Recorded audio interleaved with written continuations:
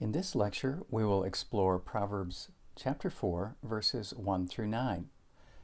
As you can see from the outline of Proverbs chapters 4 through 9, this begins that multiple chapter extended series of lectures. It's poem 1 in that sequence. It serves as an introduction. It can be entitled, Above All Else, Acquire Wisdom. And you'll notice that it includes parts of all three of the themes that we saw in the overview of Proverbs 4 through 9, namely reprimand, body behavior, and reference to influential women. Let's turn now to Proverbs chapter 4, verses 1 through 9. Let's begin by reading Proverbs 4, 1 through 9. Verse 1, Listen, my sons, to a father's discipline, and pay attention so that you may learn insight. Since I have given you a valuable teaching, do not abandon my instruction. When I was son to my father, a tender, only child in my mother's presence, he instructed me and said to me, May your mind lay hold of my words, guard my commands, and truly live. Acquire wisdom, acquire insight. Don't forget and don't turn from the words of my mouth. Do not abandon her, so she may guard you. Love her, so she may protect you. The principal thing about wisdom is acquire wisdom. And in all your acquisitions, acquire insight. Cherish her, so she may exalt you. She will honor you if you embrace her. She will place a gracious garland on your head. A beautiful crown will she bestow on you. Before delving into the features of this poem, let's think about its position within the broader context of the book of Proverbs. The sage has just concluded his gateway lesson spanning Proverbs chapters 1 through 3. There, he built a multi-layered case for the worth of wisdom that comprised the two-chapter wisdom commendation of Proverbs 1 and 2. After building the case for the worth of wisdom, he followed with his foundational teaching concerning relationships, both relationships with God and relationships with fellow human beings. That was Proverbs chapter 3. Now, he commences a presentation of what we could call legacy wisdom. That is, teachings that he, the voice of Proverbs 1, 2, and 3, teachings that he, as a son, inherited from his own father, which now he will transmit to his audience of sons. Just as the gateway lesson, that is Proverbs 1 through 3, began with a substantial wisdom commendation, the first two chapters, so also the lessons spanning Proverbs 4 through 9 suitably begin with more than a cursory wisdom commendation of its own. In this case, the wisdom commendation for Proverbs 4 through 9 comprises the entire first poem, which we are now examining, Proverbs 4, 1 through verse 9. Here we will learn how prized was wisdom within the grandfather's system of values. With the wisdom commendation in place, the sage, and now we're referring to the grandfather sage in this three-generational set, he will proceed to initiate the first of two topic-driven cycles of lectures. Cycle 1 will span poems 2 through 4. There he will address in turn reprimand, then body behavior, and then influential women, the same topics that will recur in the same sequence when we come to cycle 2, that is poems number 5 through 10. So this is the location of Proverbs 4, 1 through 9 within the preceding and succeeding context of the book of Proverbs. How about simply an overview of Proverbs 1 through 9? This poem, poem 1 within that series of chapters 4 through 9, touches as we've already commented, on all three topics that are central to the two cycles of poems within this span of chapters: reprimand, body behavior, and influential women.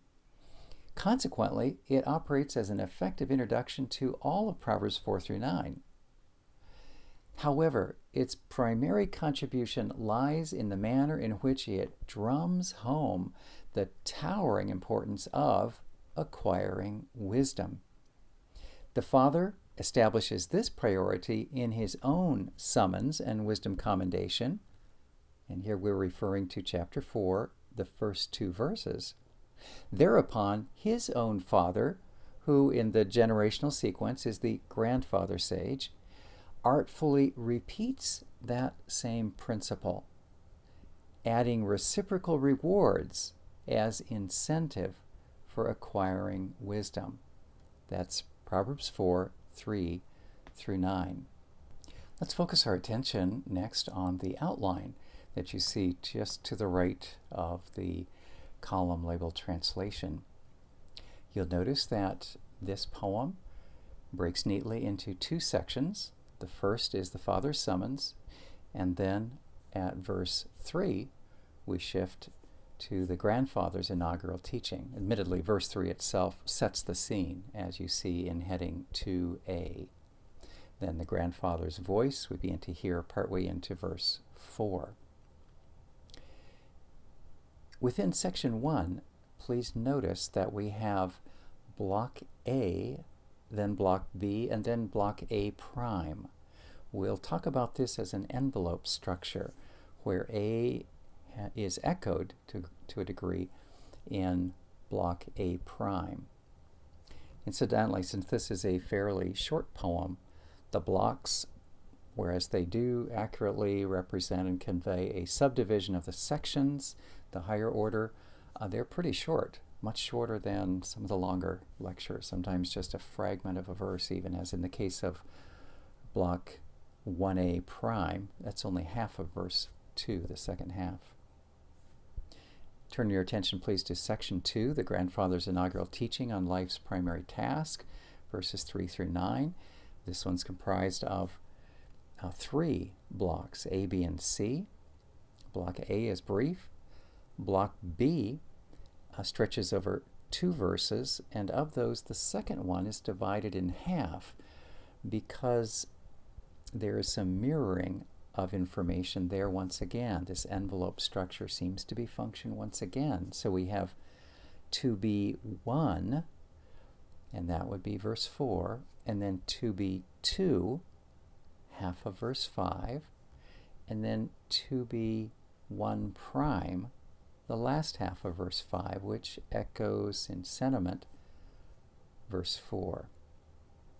So now you get the system here. These are not misprints when we have a unit number repeating but distinguished by the prime sign. That will happen again in block C of section 2. But you'll notice as we move into section block C, that is headed Grandfather's Principal Teaching, for one thing, we've seen a principal teaching earlier. That was 2b. So there's some recycling going on. 2b was principal teaching, so is 2c. And then notice what happens with the first unit, the subsequent subdivision of a block as a unit. The first unit of block 2c is verse 6, but notice that it's numbered numeral 3. The intent here is to acknowledge that while we have some elements in block C that recycle what we found in block B, namely some summons and primary teaching, there's a slightly different flavor to it. So notice we'll just walk through block C, and then when we get to talking about macro and micro structures, you'll be more at home with the fairly unusual system of signaling the various block or unit portions. So once again, section 2, block C, beginning with verse 6. Notice what happens at the first unit. That's labeled Arabic number 3, numeral 3, summons to wisdom with benefits. We acknowledge this as 3 because it's continuing some ideas that were in Block B. It seems to be extending them. There's summons in Block B, and now there's summons again in Block C, but it's slightly different. The distinction of that we'll clarify later on. Then we come to the second unit of C, which is 2 prime. We're calling it 2 prime because it reminds us of Block B, Unit 2. That's verse 5a. That one's labeled Principal Teaching, C's Life's Primary Acquisition. And now come down to verse 7, which is Block C, Unit 2 prime. Once again, the heading is the same, Principal Teaching. Again, C's Life's Primary Acquisition. So we're seeing a fair amount of recycling of information, but it's expressed slightly differently. The next line down is verse 8. Notice that that is described as unit C3 prime. So that's an envelope structure with C3, verse 6.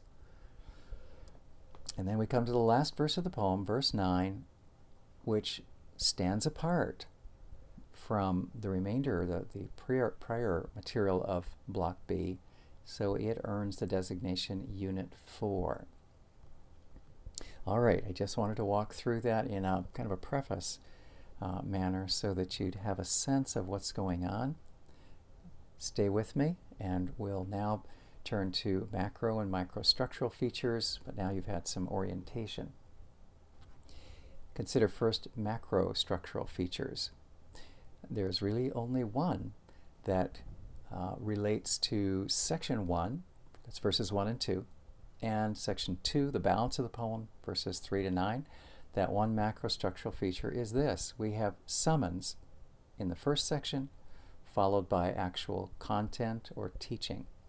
Section 1 operates as a summons, and there the father sage voice is speaking to a plural group of sons in his audience, securing their attention, and then comes the teaching proper, section 2, verses 3 to 9.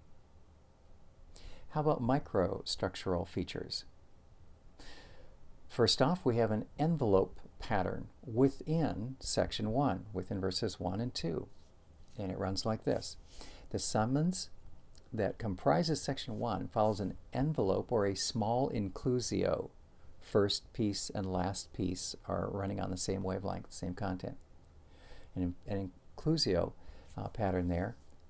And we want to acknowledge that the parts, the balanced lobes, that is verse 1 over against verse 2b, are not of equal length. They are uneven. Our initial reaction is we want nicely balanced, evenly apportioned segments of a given poem to balance. If it's an inclusio, the front and the back end should be the same length. But right then we need to stop ourselves and press back and say, who says that they need to be of the same length? Admittedly, from an aesthetic view, it would be more beautiful if it was a full verse balancing another full verse, or 2 verses balancing 2 verses, front and back. But who says that's the way it has to be? So we want to be careful that our presuppositions and our preferences do not prevent the author from composing things as the author wants to. What we have then, looking back to section 1, we have summons imperatives, this idea of pay attention, right? That kind of a call. These appear at the start in verse 1, and then again at the finish in 2b.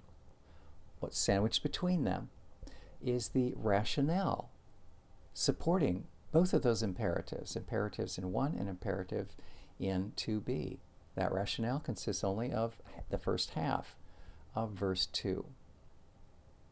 The effect of this envelope, ending then as it does in 2b, is that it brings rapid reinforcement to the high importance played on paying attention. What's the phrase there?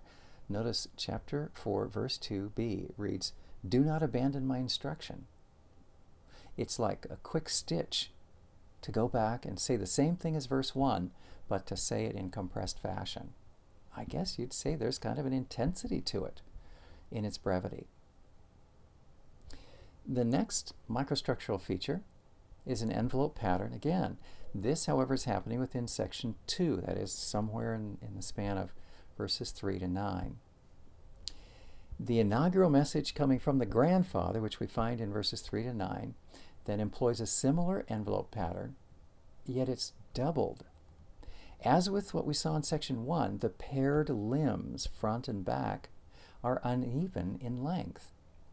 After setting the scene for what will constitute a memory from childhood, now that scene setting happens in verse 3, that's block 2a. The central message of section 2 breaks neatly into two remaining blocks. The principal teaching is this: the importance of acquiring wisdom. And that principal teaching is lodged at the core of those blocks. We're talking about block 2b, the core of which is subpoint 2. That's verse 5a. And then in block 2c, subpoint 2, that is verse 7. So verse 5a and verse 7 are each the respective cores of blocks B and C, and that's where the central teaching is located in each of those blocks. This two-block pattern could be represented as follows, and what I'm going to do right now is I'll be reading off the Arabic numerals that are the subhead designations under block 2b and block 2c, all right? So that's like numeral 1, that's verse 4. Numeral 2, it's verse 5a. And then numeral 1 prime, that's verse 5b. And then we go to the next block, block C, and our numeration reads like this: 3, 2 prime, 3 prime. So we have a case of 1, 2, 1, 3, 2, 3. Interesting, isn't it? The 2's serve kind of as center anchors. The 1's envelop the 2's in block B, and then the 3's envelop the 2 prime in block C. This lecture will be continued in the next video.